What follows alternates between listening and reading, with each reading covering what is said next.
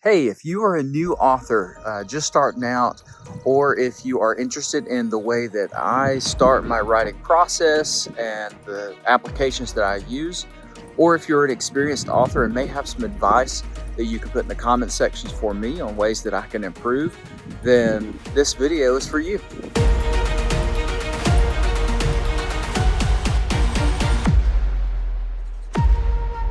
All right, so this is JB Juke here. I am author of The Cardinal Patrons and The Cardinal Chord, about to release, and then Cardinal Prophecy will be coming out later this year.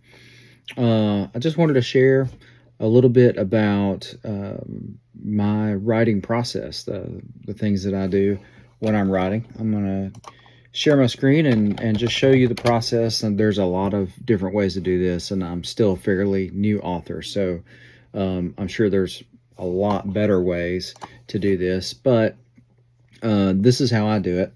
I would love to have you comment and tell me some things you do differently, ways that I can improve this, because it's kind of, I'm using 3 different programs, and so let's just see what you guys say or what you think about it. But here's where I start, is with Google Keep.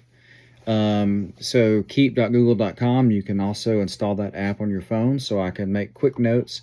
I start here with just making notes. I do this before I start the book. So you can see on here that here's a cast of characters. Right here, some bio information about specific characters and what they are, who they are, the things they do, the things they're into, locations. Again, a lot of this stuff is just things I jotted down as it came to my mind. Like Fort Huachuca, that was the location where I wanted the story to take place. There's some team members there, weapons. I named custom weapons, and I put them on here because I want to make sure that I say them the same, write them the same every time I use them. And the more information, here's some information about the bad guy, Quillian Valentine, and the girl that works for him. Some other things through here, some other names that I came up with. It looks real jumbled because I add to it as I go along. And so book 2 had 12 different tribes, or 9 different tribes. And so they all had to have their own names. So we put that there as the name of the tribe, city, and the name of the chief. And then some general notes. So there's a lot of extra notes in here. One thing that's cool about it is, like, this is the new book I'm writing, Cardinal Prophecy. And when I'm doing research, I can type URLs, type links into it, and it'll put them down at the bottom so I can go back and look at them later. So this is the current book, book number 3, that I'm working on right here. So that's the Cardinal Prophecy notes right there. But that's where I start in Google Notes. So I can edit it on the computer, or I can edit it on my phone. So once I start writing, I do all my writing in Google Keep. And I'll do all my writing in Google Docs. So I'll set it up like a manuscript with the word count at the top and my address and all of those things. And so I do a title page and, contents here. And then the reason why I like to use Google Docs is because it's fast. It's always available. Even like last week I was writing and the internet was out here, but it had local copies saved of it, so I was able to continue to use it. But I like the headings on the side, where I can go in and look for specific things and change it on the fly and stuff like that. So it just makes it real easy to do that. And then you'll see, let me show you, this is the new book that I'm currently writing. And so you can see that I've got 6 chapters done. But at the end of the document, I'll put a notes section. And so these are goals, like this: hey, chapter 6 needs to include these things, 7 needs to include these things. And as I go along, I may add something. So as I'm writing 6, I think of something, hey, that needs to be addressed in the next chapter. So I'll just add it down here. I map out a lot of the chapters at one time, but I'm always adding and changing things because I let the story kind of grow on its own. So like some of these things in chapter 8, may not even show up until chapter 12, like just because of the way I'm writing and stuff, but they're in there. And then in addition to those chapter layouts, some definitions for some of the people, descriptions, things I want to accomplish for certain people, and then names, just like the tribes and the chief names. I want to make sure I'm spelling them right, getting them all right the same way. So I add them in here and what they stand for, and different things like that. So that's what I do here. Now, after I finish the my final draft, it's not the final draft, but it's my final draft before sending it to the editor. So once I get to that point, I will make sure that my word count is up to date, make sure my chapters are up to date with the chapter numbers, they're all correct, and then I print it all single-sided on 3-hole punch paper, put it in a binder, and send it to my editor. So she does not edit on digital, she just edits on paper, which is fine. So I send that to her, and then when she finishes with it, I'll usually go meet her and we'll sit and talk about it. And so I bring it back, I lay it out, and then I use Google Docs to go through and edit it page by page and make sure that I make all the changes that she suggested or pointed out, the errors that she pointed out.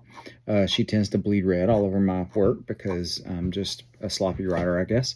And so once that is done and I've got everything tidied up the way I like it, I copy this entire content. Well, first I clean it up. So you'll see, like, here's one that's been cleaned up. This is book 2. It's cleaned up. So when I get ready to send it or put it into Atticus, which is what I use to format it, I'll go in and I'll take out the contents. Don't need it. Atticus creates its own.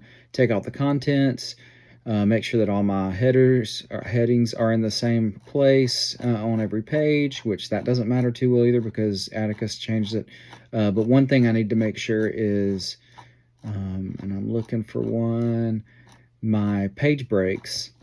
Page breaks have to be marked with 3 asterisks. If they're not marked, like right here, if they're not marked with 3 asterisks, Atticus doesn't pick it up unless you do a custom deal with them. I just mark 3 asterisks and then it knows there's a page break. So once I get it set up exactly the way I want it, let's see.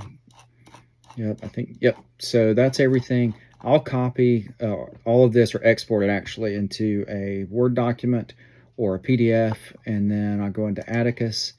And once I'm in Atticus, I can start a new book or upload a book. So this is the Cardinal Patrons. So I've uploaded this book, and then on Edit Book Details, I go in, I put the name, the author, what version. I do this for myself because I have to have 3 copies of it. Otherwise, I'm having to change the ISBN number on each one. So the ebook doesn't have an ISBN. I leave that blank. I don't put publisher information in there. Formatting, there's plenty to choose from. I've customized one so that all my books look the same in this series. And then on the writing, you see how it's syncing? Like it takes a while for things to load on here. So over here on the left, I've got headers just like I did in Google Docs, but it's just a little slower. You know, I click on it, I'm thinking that's why I don't write in Atticus, because it's a little slower. But I got my title page, and then I put in my copyright page, and so this was, this is a standard blurb. Right here underneath this line, I would put my ISBN number if it was a paperback or a hardcover.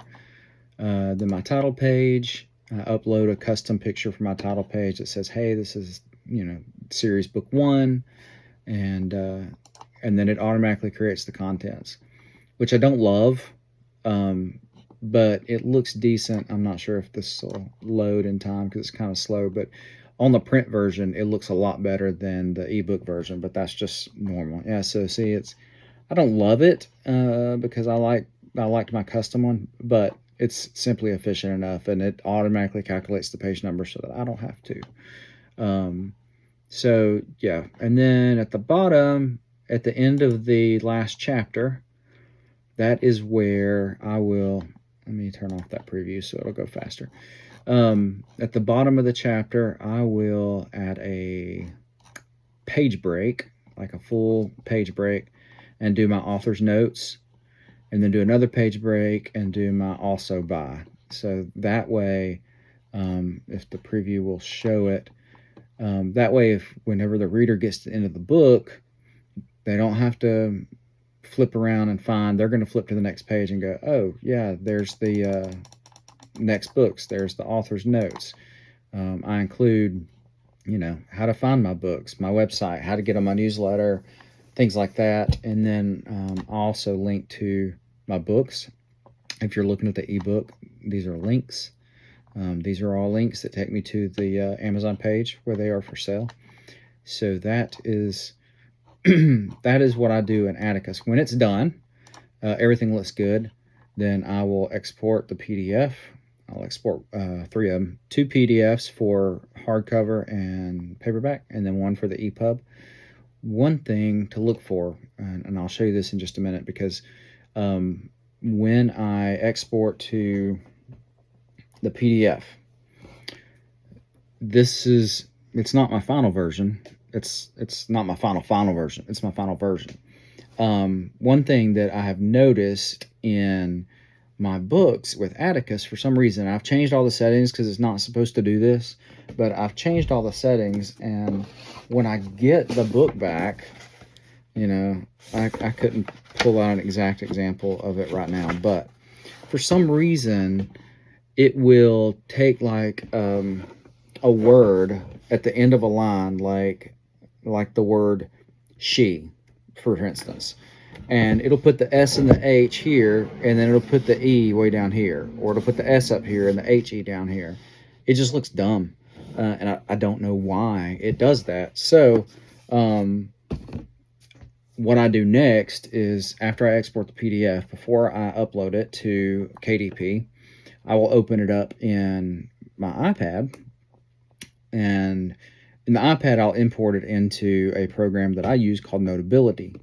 And in Notability, I can take the whole book. I've got my Apple Pencil, and I can just go through page by page and start marking things that need to be fixed, need to be changed, including those lines that the S and the H and the E are separated. I can make notes of that. Once I have all that done, I come back into Atticus, and I make all those changes. I look at those pages specifically in the print preview to make sure that it's going to print right, that the letters are sticking together and not breaking words in half in those places. And then once that's done, then I do my final export into PDF for my paperback and hardcover, and then into EPUB for my ebook. At that point, it's done. I'm not covering my book cover, but that's like a whole process that making sure the size is right so that KDP will accept it. It's a whole process. So that's my process. I make notes first and go from there, and then once I have enough notes that I feel like I can start, I'll start typing it out. And actually, my first book, Cardinal Patrons, I wrote the first 3 chapters in Google Keep while laying in the bed. I just lay in the bed at night. I made notes, and then after I had enough notes, I just started typing out the story. So I wrote the first 3 chapters in Google Keep. The problem with Google Keep is it does have a character limit, and I ran out of space and had to convert that over to Google Docs, which was an easy process since they're both Google programs. So I put that into Google Doc and then reformatted and all that stuff, and decided, hey, never again will I start writing in Google Keep because the formatting is horrible. So I started doing that in Google Docs. So after I make my notes and I start writing, I go there, and then throughout the day, while I'm doing other things, I'll have an idea. I'll open up Google Keep, jot it down, and incorporate that in later. So that's my process. It may be convoluted, and other authors out there, hey, comment, let me know. I've heard that Scrivener is a good application to use. It may be faster. I do like Google Keep because I can access it from anywhere, even my phone. I like Atticus for the same reason. Scrivener probably does that too, and it may even be faster. I'm not sure. But at this point, I've paid for Atticus, so I'm going to stick with it for now, I think. But you know, you may be able to convince me, hey, try Scrivener or some other applications out there that may do this better. Especially with the formatting, with the weird breaking up the letters at the end of a line. Like, I don't even understand why Atticus does that, because there's a setting specifically to tell it not to do that, and it does it anyway for some reason in some places. So I think book 2, which is going to release soon, I went through that one last week, and there was 4 or 5, I think, maybe, where it did that, and it made no sense why it would break up those words. Just put it on the other line, next line. I don't know. So anyway, hey, comment, let me know. If you want to check out my books, you can go to authorjbjuke.com and look. I've got links out there for the first book, and then the second book, like I said, I'll probably release next week. I'm going to do a little build up for it. It's done except for those final quick little edits. I've already got the cover and all of that stuff done, so I'm excited about that one. And then once that's out, I am going to put the hammer down and start working on book 3 and getting it finished. Like I said, I'm on chapter 7 right now on that, so a big story to continue to tell on that one.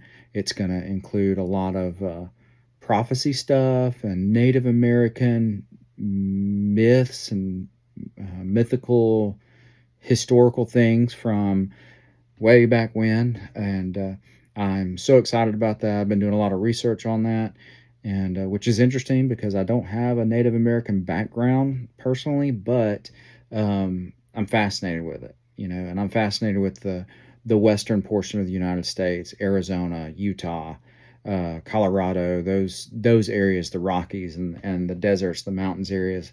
So a lot of that is influenced by my trips out west on motorcycles, just doing off-road riding and stuff out there. So anyway, hey, comment, let me know. I appreciate you watching this video.